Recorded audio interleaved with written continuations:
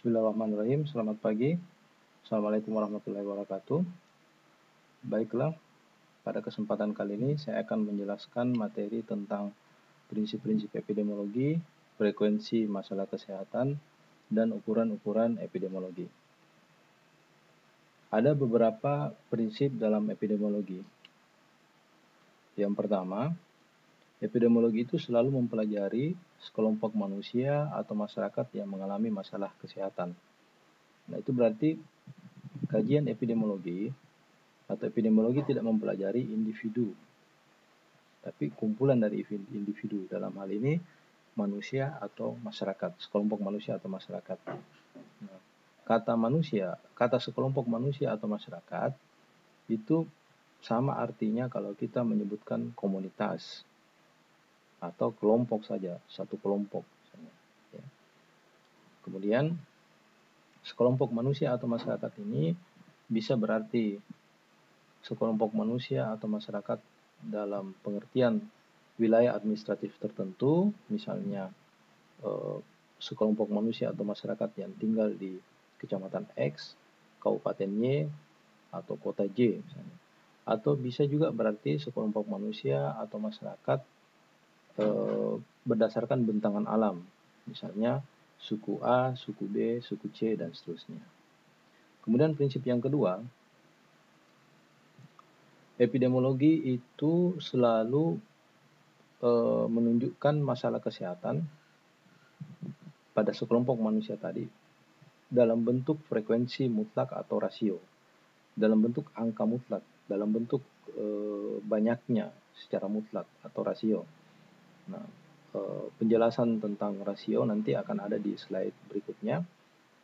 Misalnya kalau kita menggunakan kata frekuensi mutlak, misalnya ada 100 orang anak-anak yang menderita diare. 100 orang itu kan menjadi frekuensi mutlak atau besaran mutlaknya. Kemudian selanjutnya, masalah kesehatan dalam epidemiologi itu selalu dirinci dan rinciannya itu mengandung komponen waktu, tempat, dan orang. Jadi selalu ketika kita menuliskan masalah kesehatan dalam epidemiologi, maka dalam tulisan itu atau dalam laporan itu selalu akan tercantum waktunya kapan, tempatnya di mana, dan siapa yang terkena masalah kesehatan tersebut. Nah, penjelasan tentang ini saya sudah jelaskan di materi sebelumnya pada saat saya menjelaskan tentang epidemiologi deskriptif. Kemudian yang terakhir dari prinsip epidemiologi itu adalah rangkaian kegiatan tertentu. Kalau kita menggunakan kalimat rangkaian kegiatan tertentu, berarti dalam epidemiologi ya, sebuah masalah itu tidak langsung dalam penyelesaian masalahnya, tetapi akan ada dulu tahapan-tahapan tertentunya. Kalau kita menyebutkan tahapan tertentu, berarti itu maknanya dekat dengan dia terstruktur, dia sistematis. Jadi ketika kita menemukan sebuah masalah atau ketika seorang epidemiolog menemukan sebuah masalah itu tidak langsung pada penyelesaian masalahnya, tapi mulai dulu dari identifikasi masalah, kemudian menentukan prioritas masalah dan seterusnya, sampai kemudian nanti di akhir penyelesaian masalahnya. Itulah yang dimaksud tadi dengan rangkaian kegiatan tertentu, ya, atau aktivitas kegiatan tertentu. Nah, kemudian frekuensi masalah kesehatan itu adalah besarnya masalah kesehatan yang terdapat pada sekelompok manusia atau masyarakat. Nah, besar dari kata besarnya saja, besaran ini berarti kan menunjukkan berapa jumlah kelompok atau masyarakat yang terkena masalah tersebut. Nah, kalau kita kaitkan dengan penyakit, berarti frekuensi masalah kesehatan ini pengertiannya berapa banyak orang yang terkena penyakit tertentu. Misalnya kalau kita pakai contoh COVID-19. Berapa penduduk di kota J misalnya yang terpapar COVID-19 atau positif COVID-19. Seperti itu. Kemudian dalam epidemiologi ada ukuran-ukuran tertentu untuk menghitung besarnya suatu peristiwa atau suatu kejadian penyakit atau suatu kejadian kematian. Nah, untuk menghitung frekuensi penyakit, maka ada tiga hal yang atau ada tiga ukuran yang biasa dipakai. Ya. Yang pertama ukuran ada yang namanya rate. Kemudian nanti ada yang namanya rasio, dan yang terakhir ada namanya proporsi. Apa beda dari tiga ukuran tersebut? Rate itu, kalau kita baca definisinya, berapa besarnya suatu peristiwa yang terjadi terhadap jumlah keseluruhan penduduk, di mana peristiwa itu berlangsung dalam suatu batas waktu tertentu. Nah, kalau kita baca definisi yang agak panjang ini, maka ada tiga hal yang terkandung di dalamnya. Yang pertama, berapa jumlah orang yang terkena suatu masalah kesehatan. Yang kedua, berapa jumlah seluruh penduduk pada saat peristiwa itu terjadi. Ya, berapa jumlah seluruh penduduk pada saat peristiwa itu terjadi. Nah, yang ketiga, batas waktu tertentu ketika peristiwa itu terjadi. Nah, biasanya hitungannya dalam waktu 1 tahun. Rumusnya seperti ini, X per Y dikali K. X itu adalah jumlah mereka yang terkena peristiwa, Y-nya adalah kelompok penduduk di mana peristiwa tersebut terjadi, dan K-nya adalah suatu nilai tertentu. Suatu nilai tertentu ini dalam epidemiologi itu bisa angkanya 100.000, tapi juga bisa 1.000, 10.000, bahkan 100. Yang paling penting sebenarnya nilai K ini kita pakai supaya nanti kita bisa memperoleh angka terkecil, ya, yang mempunyai 1 digit pada sebelah kiri titik desimal. Ya, maksudnya bagaimana? Contoh seperti ini. Ada kasus pada tahun 2017 terdapat 100 orang yang terkena filariasis di kecamatan X. Pada tahun tersebut jumlah penduduk kecamatan X adalah 50.000 orang. Nah, ingat ya, X itu adalah jumlah mereka yang terkena suatu masalah kesehatan tertentu atau suatu penyakit.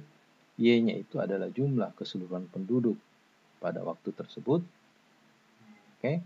Nah, kemudian batas waktu tertentu. Nah, batas waktu tertentu yang dimaksud dalam cerita ini adalah 2017, tahun 2017.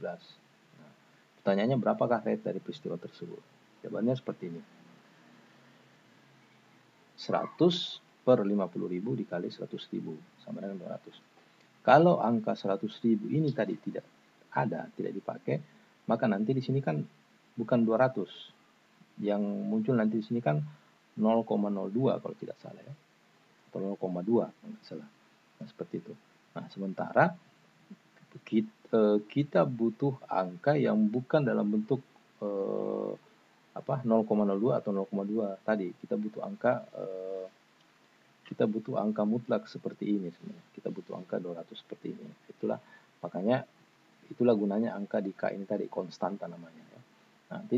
Nanti di sini seperti yang saya sudah sebutkan tadi, di sini bisa 100.000, bisa 1.000, bisa 100, bahkan malah bisa 10 ya dalam beberapa referensi tertentu. Nanti sangat tergantung apa yang mau dihitung misalnya. Okay. Nah, kemudian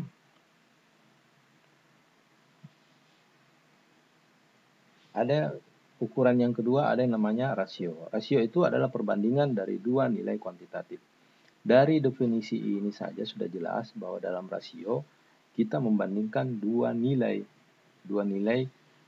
kuantitatif yang tentunya berbeda. Nah, kita lihat rumusnya X per Y per Y kali K.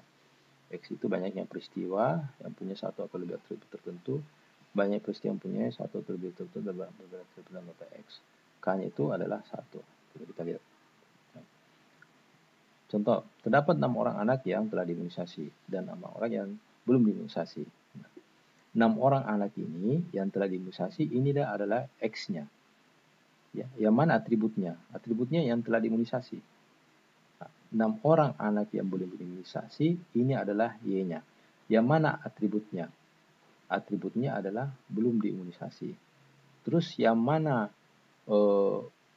yang berbeda atributnya dengan anggota X? Yang berbeda atributnya dengan anggota X ya ini yang belum diimunisasi. Kenapa berbeda? Karena yang tadi X ini kan sudah diimunisasi atau telah diimunisasi, sementara Y-nya kan belum diimunisasi. Nah, itulah perbedaannya. Nah, kemudian berapa rasionya? Jawabannya 6 bagi 6 sama dengan 1 banding 1. Nah, seperti itu. Oke. Kemudian ada yang namanya proporsi.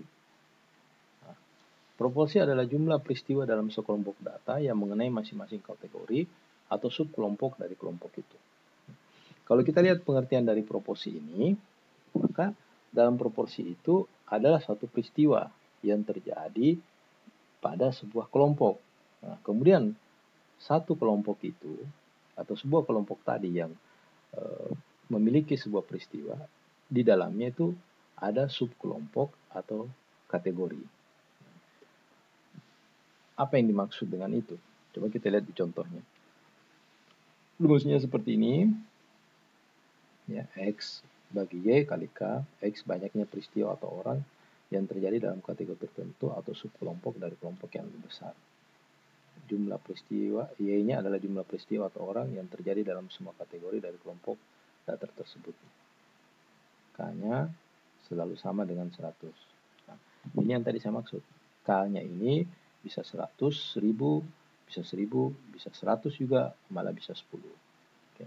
Tergantung nanti apa yang mau dihitung. Nah, ini contohnya. Contoh, terjadi ledakan kasus penyakit X yang menimpa 26 orang. 26 orang ini adalah kelompoknya. Ini adalah kelompoknya. Peristiwanya adalah penyakit X. Dari 26 orang itu, 7 diantaranya adalah wanita dan 19 diantaranya adalah pria. 7 wanita dan 19 pria ini adalah subkelompok atau kategori dari kelompok 26 orang ini. Nah, gitu. Jumlah orang-orang dari masing jenis kelamin, ya, jumlah orang-orang dari wanita dan pria ini itu ada dalam kelompok yang tidak diketahui. Jadi berapa jumlah seluruhnya perempuan, berapa jumlah seluruhnya pria dalam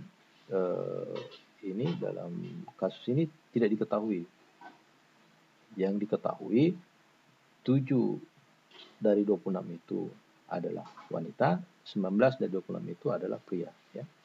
Nah, kemudian kita disuruh hitung berapa proporsi kasus menurut jenis kelamin. Nah, inilah. 19 ini kan yang tadi ini, X-nya. Banyaknya peristiwa atau orang yang terjadi dalam kategori tertentu. Nah, ini kategori tertentunya. Jenis kelaminnya kan. Nah, Y-nya jumlah peristiwa atau orang yang terjadi dalam semua kategori dari kelompok tersebut. 26. 26 ini kan semuanya. Jadi di dalamnya ada pria, di dalamnya juga ada wanita. Maka hasilnya seperti ini, 73,1%. Nah, kemudian untuk perempuan, berapa proporsinya? Proporsinya seperti ini. 7 ini adalah subkelompoknya atau kategorinya. 26 ini adalah kelompok besarnya. Oke. Nah, seperti itu. Oke. Kemudian kita lanjut, dalam epidemiologi juga dikenal namanya ukuran morbiditas. Morbiditas itu adalah kesakitan. Ukuran-ukuran untuk menghitung angka kesakitan. Terbagi-bagi ya. Yang pertama ada namanya incidence rate. Incidence rate itu adalah jumlah kejadian atau penyakit, tapi khusus penyakit baru pada kelompok penduduk tertentu dalam kurun waktu tertentu. Rumusnya seperti ini, X per Y dikali K. Oke. Jumlah orang dalam suatu populasi yang ditetapkan Ya. Ditetapkannya itu menurut waktu, tempat, dan orang yang baru sakit karena sebab tertentu selama interval waktu tertentu. Kemudian Y, jumlah orang dalam populasi tersebut yang terancam penyakit tersebut selama interval waktu tertentu. K-nya adalah suatu nilai tertentu, biasanya 100.000. Contoh, bulan Desember 2019 di Kecamatan X terdapat penderita campak 88 orang balita. Jumlah balita yang mempunyai risiko penyakit tersebut di Kecamatan X adalah 8.000. Berapakah insidence rate-nya? Nah, yang harus diperhatikan, 8.000 ini itu belum tentu sakit, belum tentu menderita campak, tetapi berisiko. Berisiko itu bahasa lainnya itu terancam, ya, atau punya kemungkinan untuk terkena campak. 88 ini yang sudah divonis campak misalnya. Nah, kemudian kita disuruh hitung incidence rate-nya. Nah, jawabannya seperti ini. 88 dibagi 8.000 kali 100.000 sama dengan 1.100 per 100.000. Artinya, dalam setiap 100.000 ya, ada kemungkinan 1.100 balita yang terkena campak. Ya. Tapi sekali lagi, yang tadi ini 8.000 ini itu yang berisiko, belum dinyatakan atau belum divonis menderita campak, berisiko ya, punya kemungkinan untuk terkena campak. Gitu. Kemudian ada namanya prevalence rate. Prevalence rate ini terbagi. Yang pertama ada namanya point prevalence. Nah, poin prevalensi ini adalah jumlah seluruh penderita, baik yang baru maupun yang lama. Bedanya tadi dengan incidence rate. Kalau incidence rate itu hanya mencatat kasus baru. Tapi kalau poin prevalence ini mencatat kasus lama maupun yang baru. Kemudian perbedaan keduanya, di poin prevalensi ini kejadiannya itu pada suatu saat tertentu. Ya. Misalnya dalam bulan tertentu. Ya. Rumusnya seperti ini, X per Y dikali K. Misalnya, pada bulan Juli tahun 1988, ya, dilakukan survei di Kecamatan M untuk mengetahui berapa yang menderita penyakit TB. Nah, ternyata pada bulan Juli itu ada 98 orang dari 24.000 penduduk yang kena penyakit TB. Maka prevalence rate penyakit TB di kecamatan tersebut pada bulan Juli tahun 1988 adalah 98 per 24.000 kali 100.000 sama dengan 408 di koma 3 gitu. Nah, ini suatu saat tertentunya tadi ini yang di bulan Julinya. Oke. Nah, 98 orang inilah jumlah seluruh penderita baik yang lama maupun yang baru. Kemudian 24.000 ini adalah jumlah penduduk pada saat itu, pada saat bulan Juli maksud. Nah, inilah yang tadi saya sempat jelaskan, 408.3 ini angka mutlaknya, frekuensi mutlaknya. Karena kalau 100.000-nya di sini tidak ada, ini bukan dalam bentuk 408, tapi dia 0,4 sekian gitu. Oke. Nah, kemudian yang tadi kan poin prevalence. Ada juga istilah period prevalence. Period prevalence ini jumlah seluruh penderita, baik yang lama maupun yang baru, pada suatu periode waktu tertentu.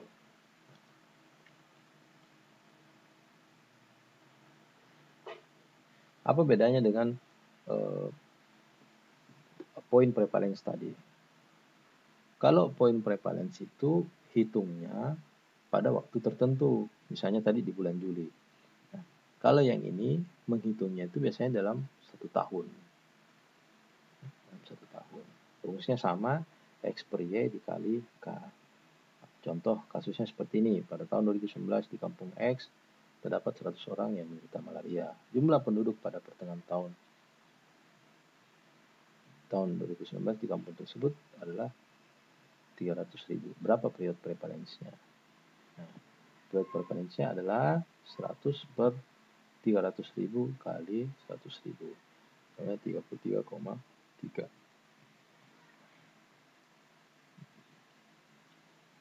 Kemudian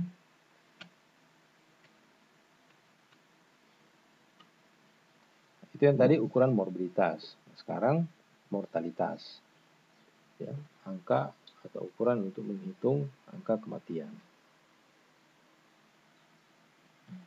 Yang pertama ada yang namanya CDR atau Crude Death Rate. CDR itu definisinya seperti ini, jumlah kematian yang dicatat selama 1 tahun per 1000 penduduk di pertengahan tahun yang sama. Rumusnya seperti ini, jumlah kematian yang dicatat dalam 1 tahun kalender, dalam tahun kalender dibagi jumlah seluruh penduduk pertengahan tahun yang sama dikali 1000. Contoh,